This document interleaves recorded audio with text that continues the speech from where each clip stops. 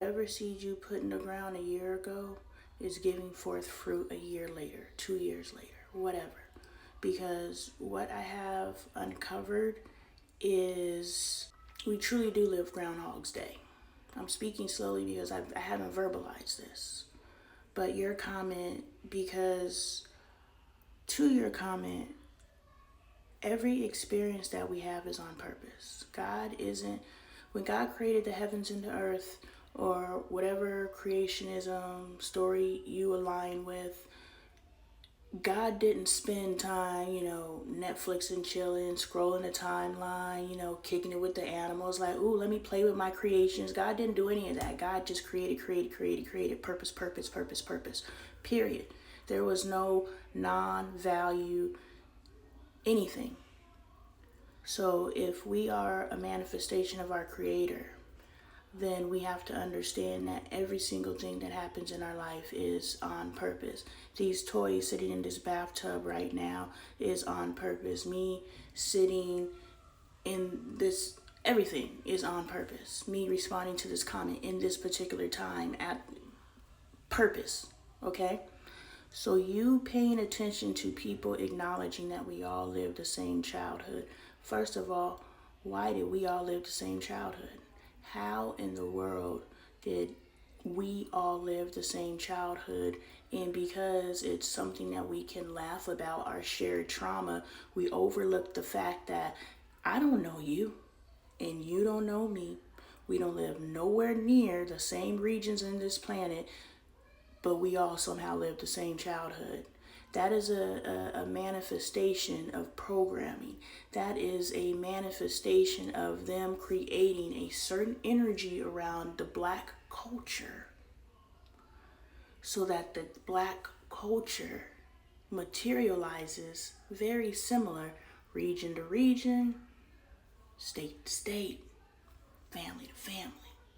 You understand? So you're picking it up.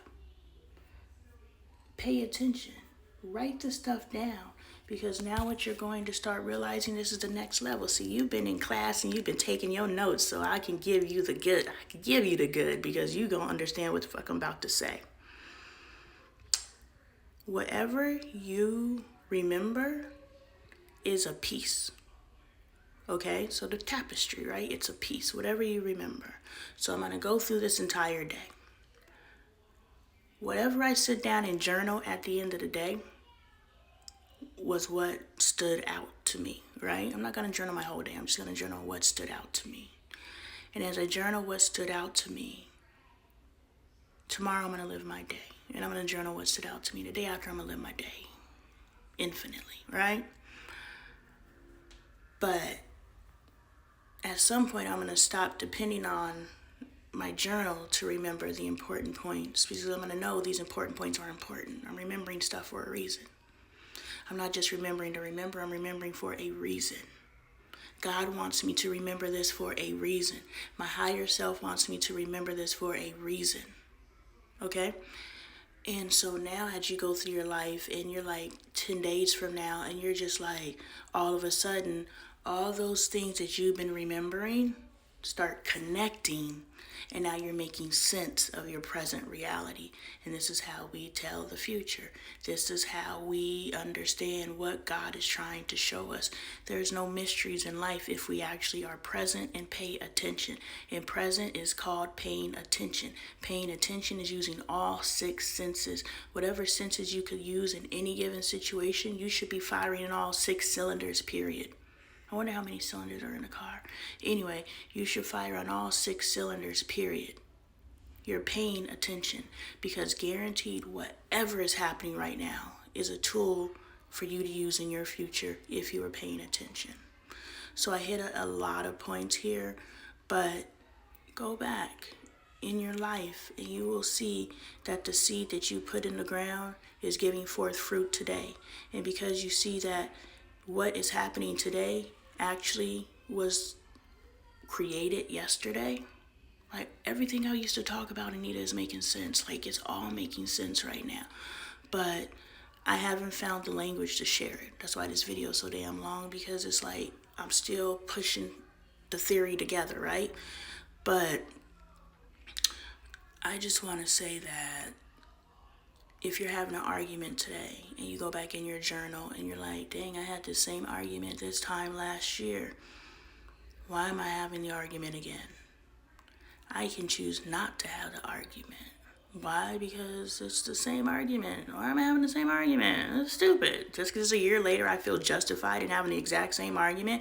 Or you can understand that an energetic vibration entered the space, right? Remember we talked about the universe circling the background to see if you learn and if you can grow? An energetic vibration was created a year ago. It's manifesting and giving forth fruit like a seed in the ground. And now you can choose, am I going to respond to this seed the same way I did in the past? Because I know if I respond to this seed the same way I did in the past, this time next year I'll be experiencing it again.